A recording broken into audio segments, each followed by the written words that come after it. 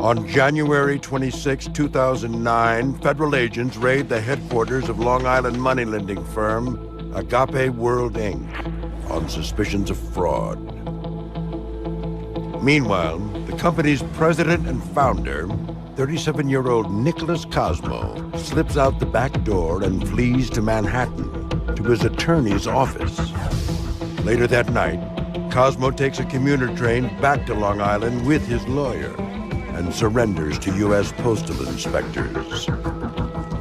He is charged with 32 counts of mail and wire fraud. WNBC's chief investigative reporter Jonathan Dienst is on hand to catch a glimpse of New York's latest accused fraudster. Who is this guy?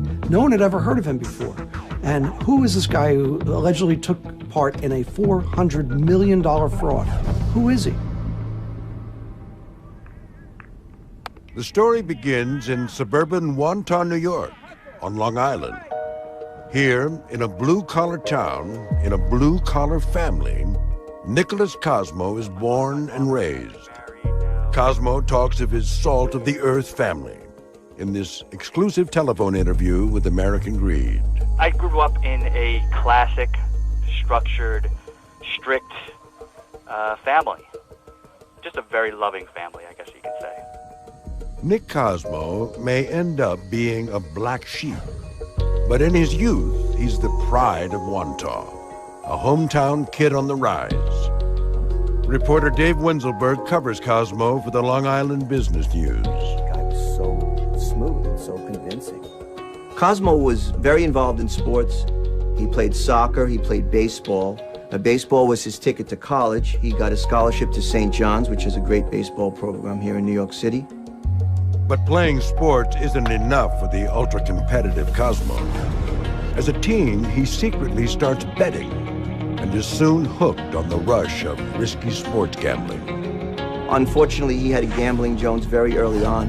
He went to his first Gambling Anonymous meeting while he was still in high school. So it was apparent that he would have a problem with gambling for a long time. I know I have a gambling addiction. It was always something very difficult for me to control. In 1993, Cosmo is drafted by the Ohio Valley Redcoats minor league baseball team, and he has a shot at the big leagues. But after one season, he is cut.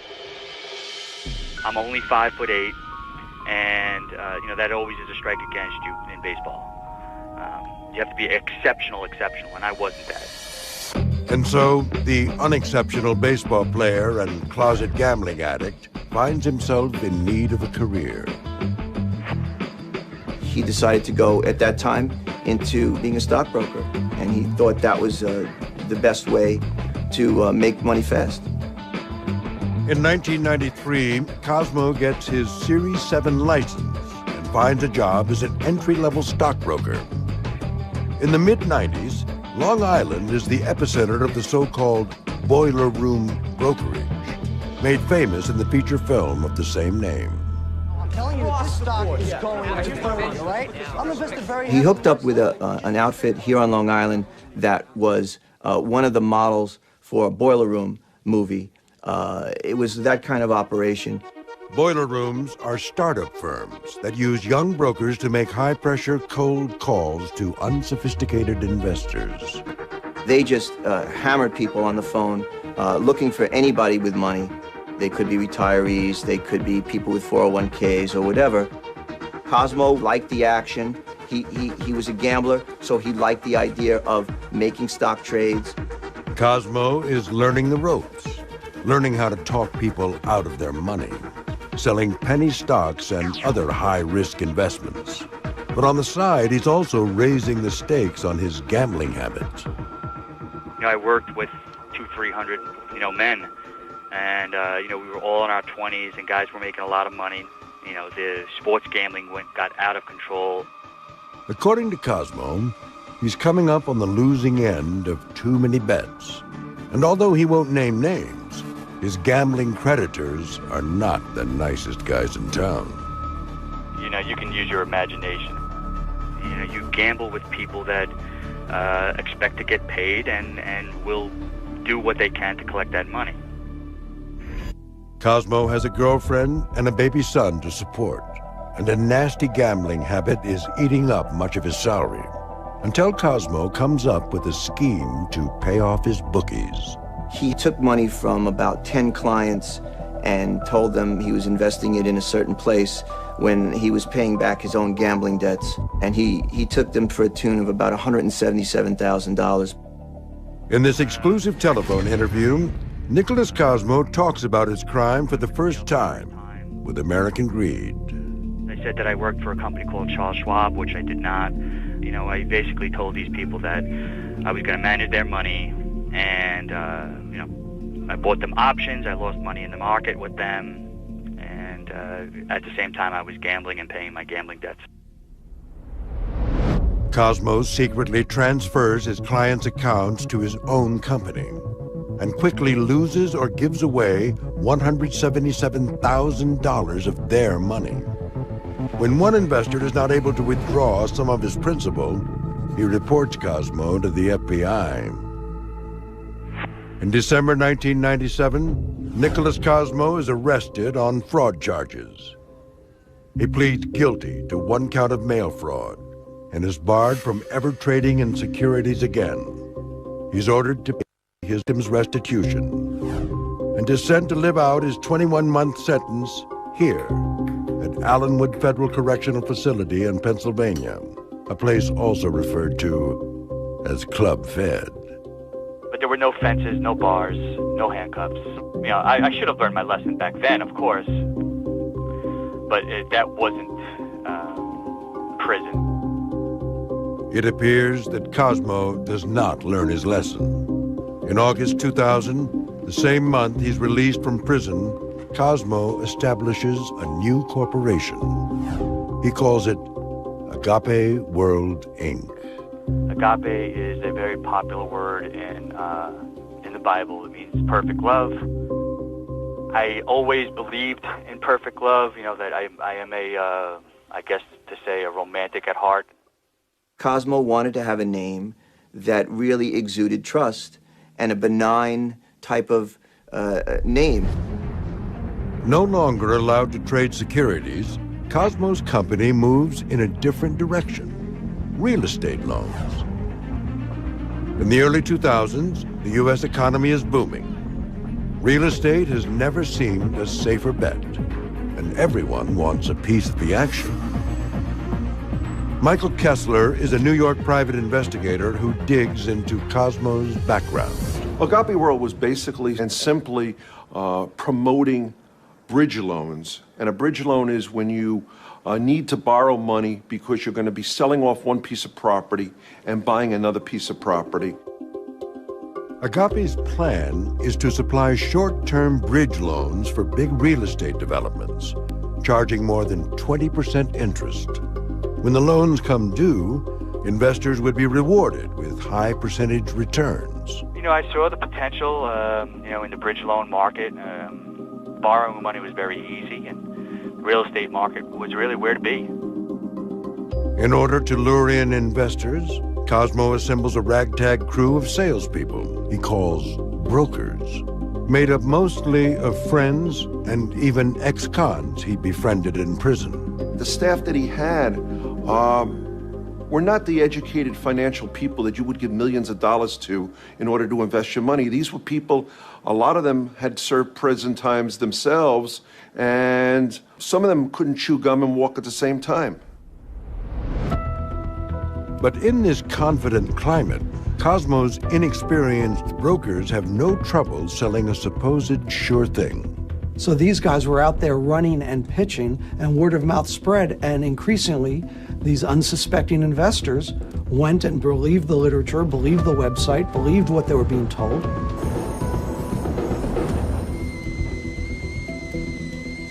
A friend of mine who was in the mortgage business actually got me involved and talked about this investment that he was in, and he was getting very good returns, even more than he originally thought. For Long Island Special Education Administrator Kevin Milano, the investment appears sound. I did my research, looked into it, like I do with all my investments. I think I'm a pretty good investor, and then decided to delve in a little bit. Milano tests the waters, investing $70,000 to start. He's told he will make 14% in 90 days. I got my statement back, and I had made that amount of interest over a short period of time, and the bridge loan came through. And from that point, I started to invest a little bit more and a little bit more. Within 2 years, he's in for $210,000, his entire savings, to realize his dream of a Florida retirement home. It's money he's worked for and invests wisely for 30 years. Milano feels secure with Agape, in large part because Nick Cosmo is practically a neighbor and seems like a trustworthy guy. I saw him frequently at the Little League fields on weekends, fixing the fields up, teaching kids how to bat. He wasn't at a country club on the weekends. He didn't have a private jet. He was pretty much, living a suburban life here. Next on American Greed. Cosmo says he's loaning out hundreds of millions of dollars for real estate deals. So why haven't some of his supposed borrowers ever even heard of him? When I realized that this could be a scam, my heart dropped. In 2007, Long Island-based Agape World, Inc. appears to be a very successful money-lending firm. Founded by 35-year-old Nicholas Cosmo, Agape reports $10 million in profits that year. In the suburban communities of Long Island, Queens, and Staten Island, New York, thousands of working-class investors believe that Agape is a good place to put their money. Word of mouth is out on the street. My neighbors can vouch for this guy. He says, look, I've made money with him. You can too. And it's a safe, sure thing. These were not hedge funds that were investing with Cosmo. These were everyday working people. My girlfriend had heard about it through her attorney, and she told me about it. 64-year-old Ellen Gabriel has been a hairdresser and cosmetician for more than 40 years. She is not married, has little family, and has been putting away money in an IRA for most of her working life. Now, it seems everyone she knows is raving about Agape World. My girlfriend said that it was going to be about 12% every 90 days. Gabriel decides to pull $30,000 out of her IRA and invest with Agape. Like her friend, Gabriel receives statements showing that her money is growing, and she lets it ride. Then, 4 months later, Nick Cosmo's profile rises to a national level. Entrepreneur Magazine puts out a list of the 100 fast-growing companies in America, and when Cosmo made that list, he used that as his ticket to legitimacy. This is the email that I got from Agape. Ellen Gabriel's Agape broker sends her an email about the article. They were absolutely glowing about the company, about Mr. Cosmo, had a picture of him in the magazine, went on the website, all kinds of information about him. So I invested my IRA, $130,000, my entire life savings. Gabriel isn't the only one impressed by Agape World's place on Entrepreneur Magazine's list. Within a few months of its release, Nick Cosmo is flooded with millions of dollars in new investor money. Like most investors, Dom DiColandria learns about Agape through a friend who says he's making about 14% every 60 to 90 days. That's 50 to 85% a year. My limited understanding at that time was that they gave bridge loans to businesses. And because the interest rates were so high that they were collecting on those loans, they were able to pay the investors high interest returns. DiColandria researches the company and likes what he sees. I checked the Better Business Bureau. They had no complaints. And Dun & Bradstreet, which gave them an A rating, credit-wise. So I felt that gave it some credibility, and at that point, we basically put our life savings into it. For more than a year, DeColandria, along with thousands of other agape investors, is riding high on his good fortune. Well, it seemed to me like an opportunity that we couldn't afford to miss. The return on our investment could probably cause us to stop working and enjoy an earlier retirement. So that's what we were looking forward to. Investors are not the only ones profiting from their agape deals. Nick Cosmo's staff of so-called brokers are bringing in millions of dollars in commissions, even though these brokers are made up mostly of friends, including a formerly unemployed surfer and 2 ex-cons with no financial experience. In fact, the way the structure worked, the main brokers got as much as 18% off of whatever they sold. Some of the brokers, the unemployed surfer, took in $15 million in commission alone in a very short span, in just a couple of years. From what we gathered in our investigation, they were spending money on Maseratis, on Rolls Royces, houses in the Hamptons. I mean, they were living the life of Riley, as they say. While his employees are living large, Nicholas Cosmo is surprisingly not paying himself a huge salary or buying million-dollar homes or yachts. But he is living a comfortable life, taking luxury vacations with his family and buying his wife expensive jewelry.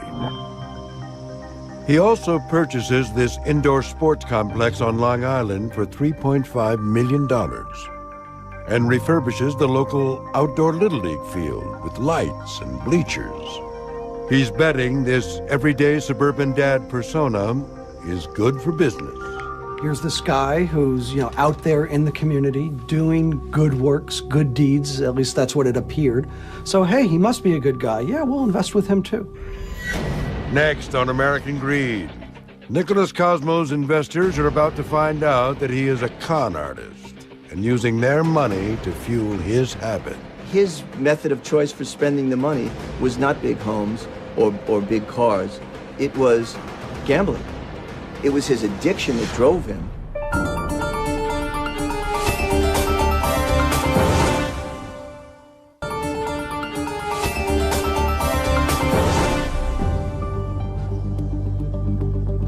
Lou Piccoli has been in the construction business for 25 years, building and renovating houses with his own hands. At 43 years old, a husband and father of 2 young children, he works his way up to a 4,500 square foot oceanfront home on Long Island. This house that was my 401k, my first home, literally could fit in this bedroom. It was a little cottage. I fixed it up and I sold it. Then I bought another house. I did that 7, 8 times.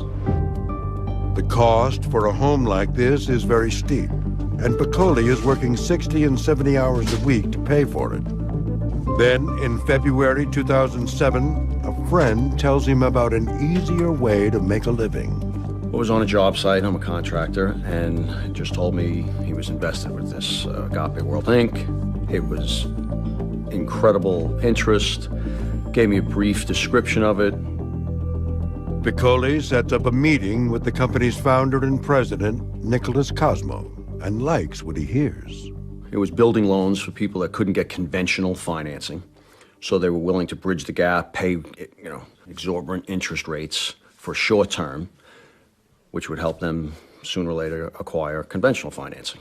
It made sense.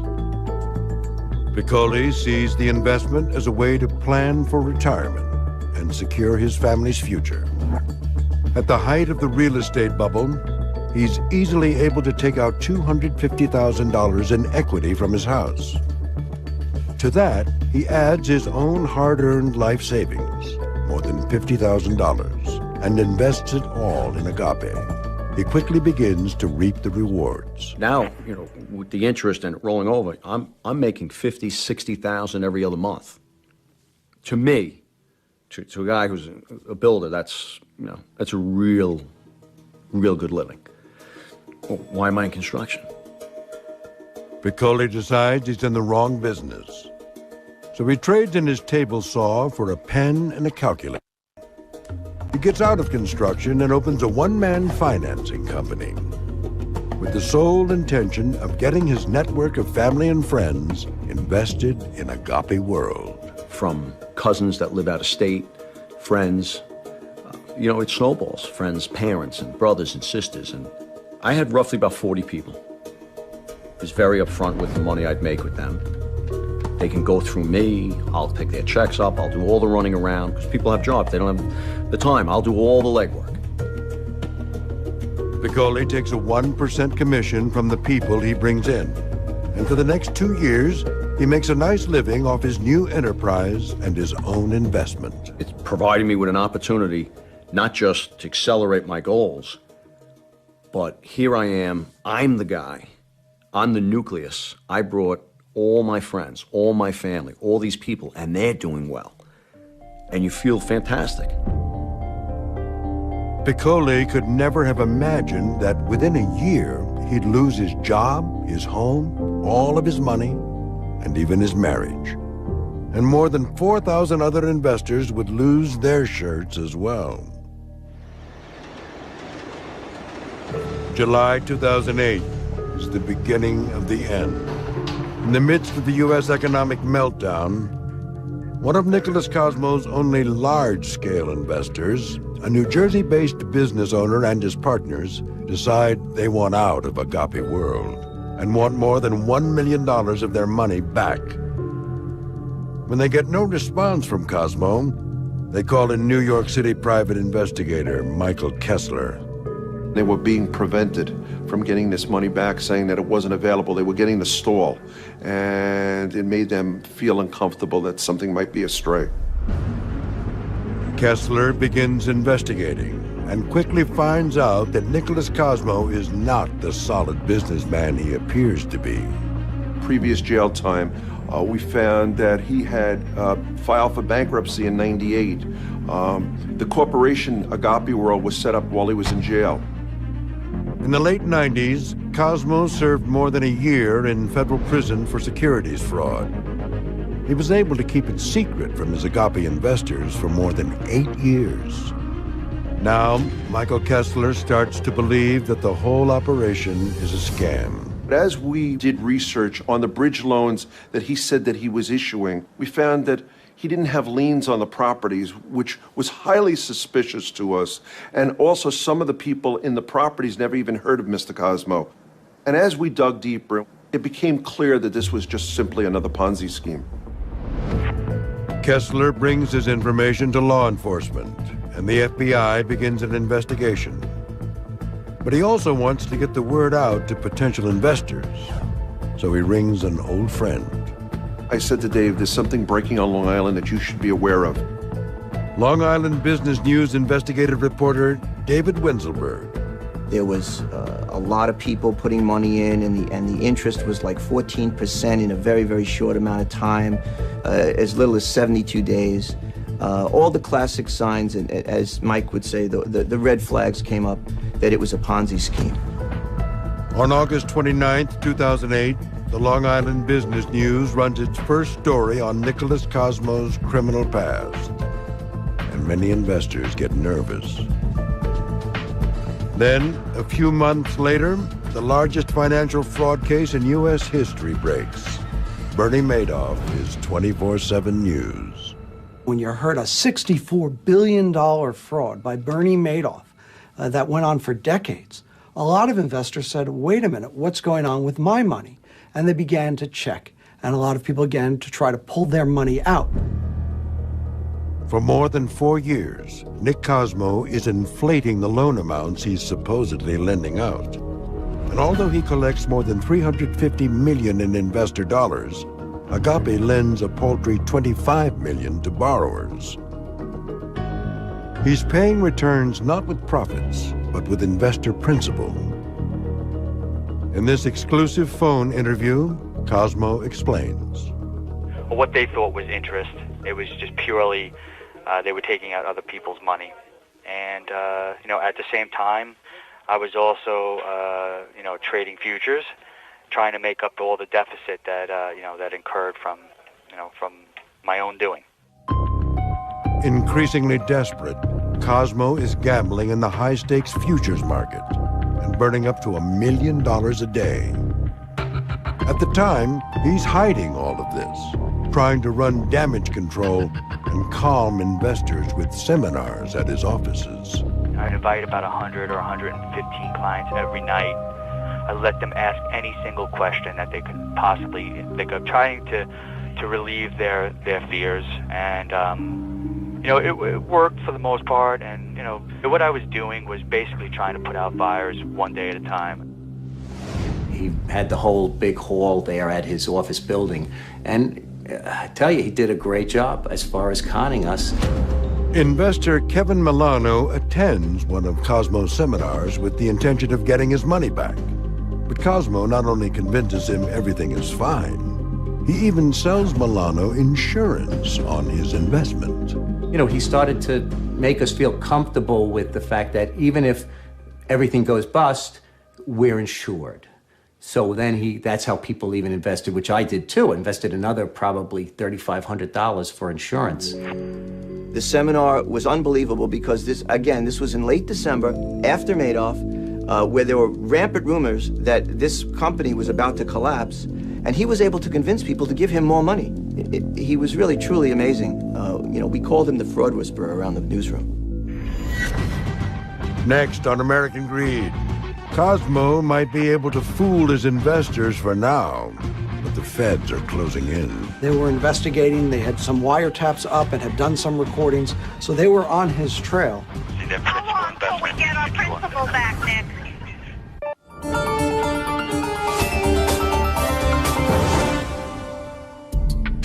In December 2008, Nicholas Cosmo's money-lending firm, Agape World, is on the brink of collapse.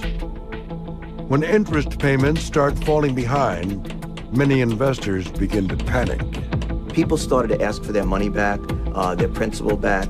People were getting nervous. Problem is, Cosmo doesn't have the money to pay his investors back because his entire business model is a sham. What happened was, I found myself paying people paying other investors with the money that came into the company. And that's obviously, what is considered a Ponzi. In addition to paying out returns with other people's money, Cosmo is using tens of millions of investor dollars to feed his gambling addiction. It's not a guy who, I made some mistakes, I made some bad investment choices, and some investors got hurt. He set up this scheme from the beginning knowing it was going to be a criminal fraud, a ripoff, and he didn't care. He didn't care one bit. What Cosmo doesn't know is that the FBI and the U.S. postal inspectors are onto him. Investigators are secretly posing as potential investors and borrowers, gathering intel on Agape World. How long till we get our principal back, Nick? I want to make sure it's very clear to everybody that my job basically here right now is to make sure that everybody is, regardless of the time frame, that they receive back their principal in total. This was a way to calm everybody so that they wouldn't run to the FBI or, they wouldn't pressure him to give him his money back, although most people already were. It was sort of a desperation move. And if you listen to the call, he did convince a few people to hold on. And Nick, I think for the majority of us, we're going to stick behind you and make sure you go through with this. Well, I appreciate that very much, and the only thing I need is patience from everybody in the situation. The other thing you have to consider is, a lot of these investors didn't want the scheme to collapse, if it was a scheme, because then they knew their money was gone. So a lot of them were just holding on. Dom DeCalandria has his entire life savings invested with Agape. He's on the conference call and comes away feeling optimistic. It's his job to gain our confidence. And at the same time, he has to convince people. So he was good at both. We had confidence in him, and we were convinced that this was legitimate. Cosmo may be keeping his cool in front of investors, but he's getting increasingly desperate and raising the stakes on his gambling, trying to hit a big payday in high-risk futures trading. As things got a little tighter, his trades got even more desperate and more risky. Eventually, he ended up losing close to $100 million in those trades. On January 26, 2009, the feds move in, raiding Agape World offices and letting Cosmo know they'll be back to talk to him. We saw the FBI and postal inspectors and other law enforcement officials going into these offices, dozens of agents coming out with box after box after box of evidence, and what we learned later was a $400 million fraud. As news of the raid spreads quickly, investor Louis Piccoli gets a call from his Agape broker. He was in tears. I can't believe it. It's all a scam. You got to get down here. You hang up and you look at the phone for a moment. I'm thinking, ring. Please ring and tell me that was just in the worst taste, but that was a joke. Piccoli has brought in 40 friends and family members to Agape, and they have a total of $4 million invested. He races to Agape headquarters. There's 100 people on the steps outside demanding to get in. I get into the office and there's brokers, grown men crying. And we get Nick, and he's just walking around like a car wreck. He's just in a daze. And now this is literally the quintessential angry mob. They're trying to break in and, quite honestly, kill him. You screwed a lot of people, all of you. Lou Piccoli and a couple friends stay level-headed while trying to get answers out of Cosmo. So I start talking to him, and I'm still hoping somehow that there's money somewhere. You had to hide money somewhere, an offshore account. I don't care if it's in a pickle jar in your yard somewhere. But how do I get that? How do I get that out of him? Piccoli decides the only shot he has at recovering any money is to keep Nick Cosmo safe from the investors who want a piece of him. You throw a coat over one of the brokers' heads and he goes running through the crowd and everybody follows him. And then Nick Cosmo walks out the back door. The men drive Cosmo to his attorney's office in Manhattan. But later that night, he takes a commuter train back to Long Island to meet his fate. We'd all gathered at the postal inspector's offices for Cosmo's arrival. Everyone wanted to see who was this latest crook who had ripped off everyday people. And postal inspectors pulled into the parking lot, and there was Nick Cosmo in handcuffs. Cosmo is booked on 32 counts of mail and wire fraud, and the local press dubs him mini-Madoff. It was another huge Ponzi scheme where everyday investors were ripped off, all because of greed. Nearly identical rip-off schemes, if you will. You put money in, you'll get big returns out, and it was all based on a lie.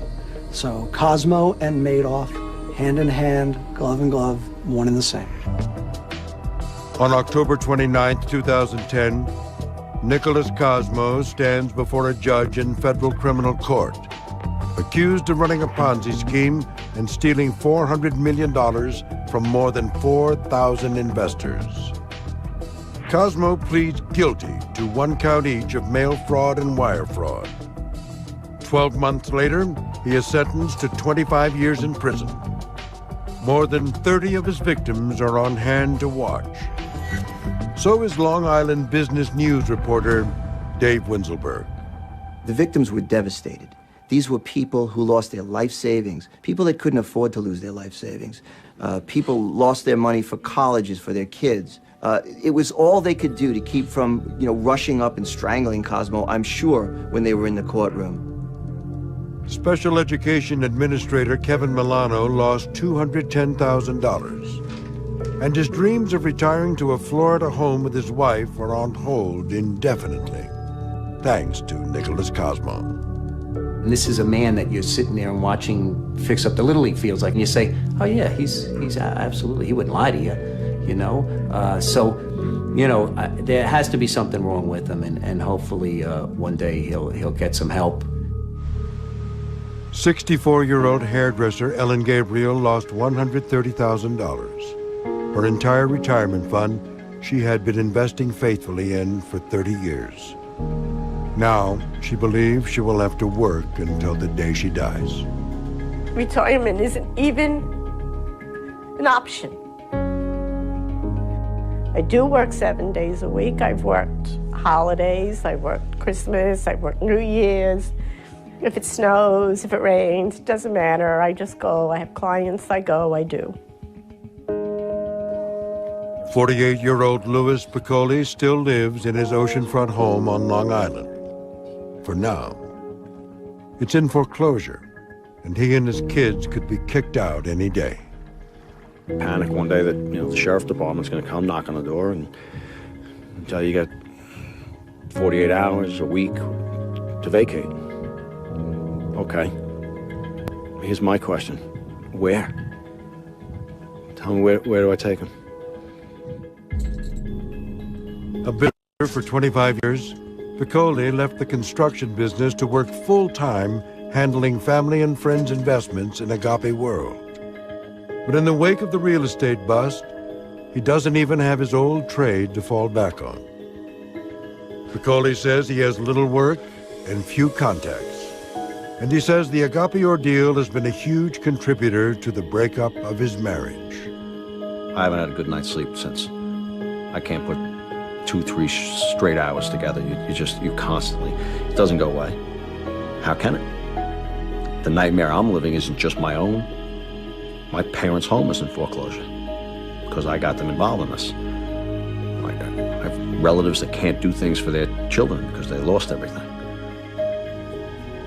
The only thing that keeps me going, and I honestly don't mean to sound corny, but my children will never fully understand that they saved me.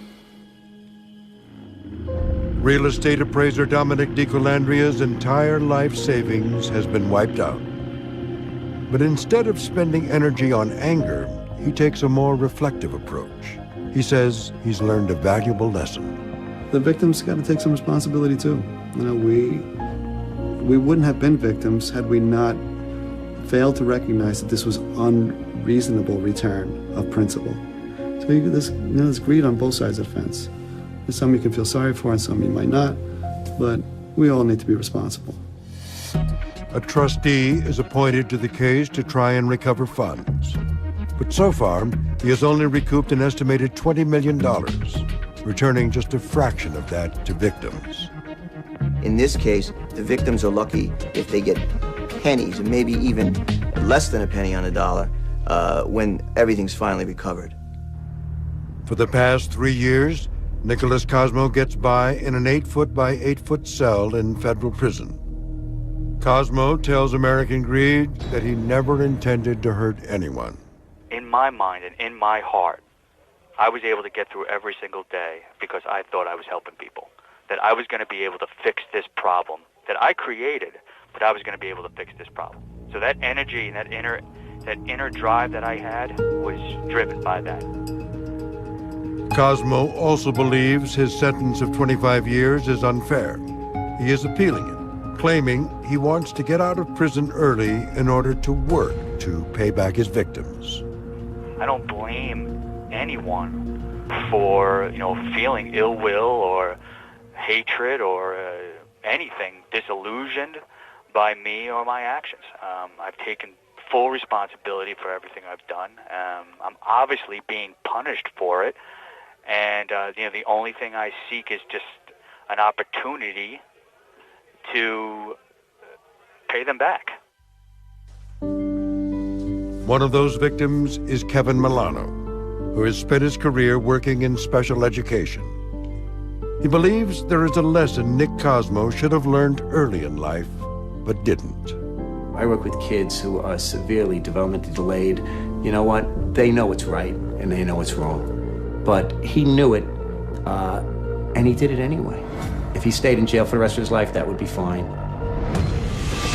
To 1 count of mail fraud, and is barred from ever trading in securities again.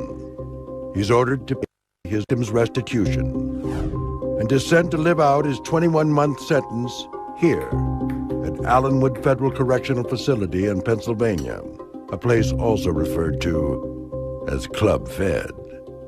But there were no fences, no bars, no handcuffs. You know, I should have learned my lesson back then, of course. But that wasn't prison. It appears that Cosmo does not learn his lesson. In August 2000, the same month he's released from prison, Cosmo establishes a new corporation. He calls it Agape World, Inc. Agape is a very popular word in the Bible. It means perfect love. I always believed in perfect love, you know, that I am I guess to say, a romantic at heart.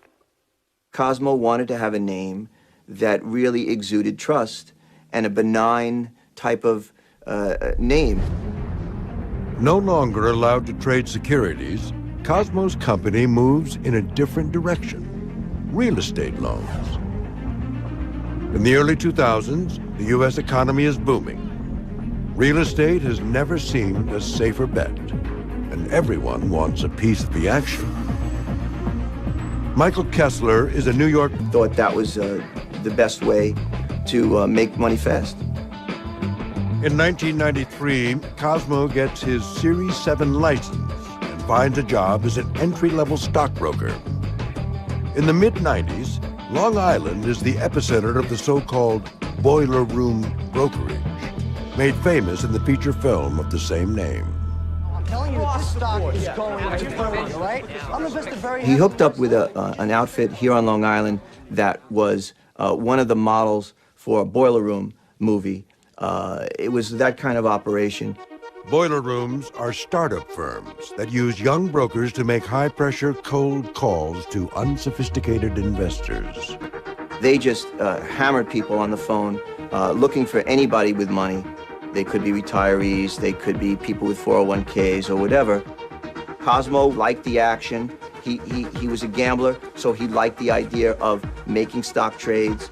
Cosmo is learning the ropes, learning how to talk people out of their money, selling penny stocks and other high-risk investments. But on the side, he's also raising the stakes on his gambling habits. You know, I worked with 200-300, men, and we were all in our 20s, and guys were making a lot of money. You know, the sports gambling got out of control. According to Cosmo, he's coming up on the losing end of too many bets. And although he won't name names, his gang of black sheep. But in his youth, he's the pride of Wantagh, a hometown kid on the rise. Reporter Dave Winselberg covers Cosmo for the Long Island Business News. The guy was so smooth and so convincing. Cosmo was very involved in sports. He played soccer, he played baseball. Baseball was his ticket to college. He got a scholarship to St. John's, which is a great baseball program here in New York City. But playing sports isn't enough for the ultra-competitive Cosmo. As a teen, he secretly starts betting and is soon hooked on the rush of risky sports gambling. Unfortunately, he had a gambling Jones very early on. He went to his first Gambling Anonymous meeting while he was still in high school. So it was apparent that he would have a problem with gambling for a long time. I know I have a gambling addiction. It was always something very difficult for me to control. In 1993, Cosmo is drafted by the Ohio Valley Redcoats minor league baseball team, and he has a shot at the big leagues. But after one season, he is cut. I'm only 5'8", and that always is a strike against you in baseball. You have to be exceptional, and I wasn't that. And so, the unexceptional baseball player and closet gambling addict finds himself in need of a career. He decided to go, at that time, into being a stockbroker. And gambling creditors are not the nicest guys in town. You can use your imagination. You gamble with people that expect to get paid and will do what they can to collect that money. Cosmo has a girlfriend and a baby son to support, and a nasty gambling habit is eating up much of his salary, until Cosmo comes up with a scheme to pay off his bookies. He took money from about 10 clients and told them he was investing it in a certain place when he was paying back his own gambling debts, and he took them for a tune of about $177,000. In this exclusive telephone interview, Nicholas Cosmo talks about his crime for the first time with American Greed. I said that I worked for a company called Charles Schwab, which I did not. You know, I basically told these people that I was going to manage their money, and, you know, I bought them options. I lost money in the market with them, and at the same time I was gambling and paying my gambling debts. Cosmo secretly transfers his clients' accounts to his own company and quickly loses or gives away $177,000 of their money. When one investor is not able to withdraw some of his principal, he reports Cosmo to the FBI. In December 1997, Nicholas Cosmo is arrested on fraud charges. He pleads guilty. On January 26, 2009, federal agents raid the headquarters of Long Island money lending firm Agape World Inc. on suspicions of fraud. Meanwhile, the company's president and founder, 37-year-old Nicholas Cosmo, slips out the back door and flees to Manhattan, to his attorney's office. Later that night, Cosmo takes a commuter train back to Long Island with his lawyer and surrenders to U.S. postal inspectors.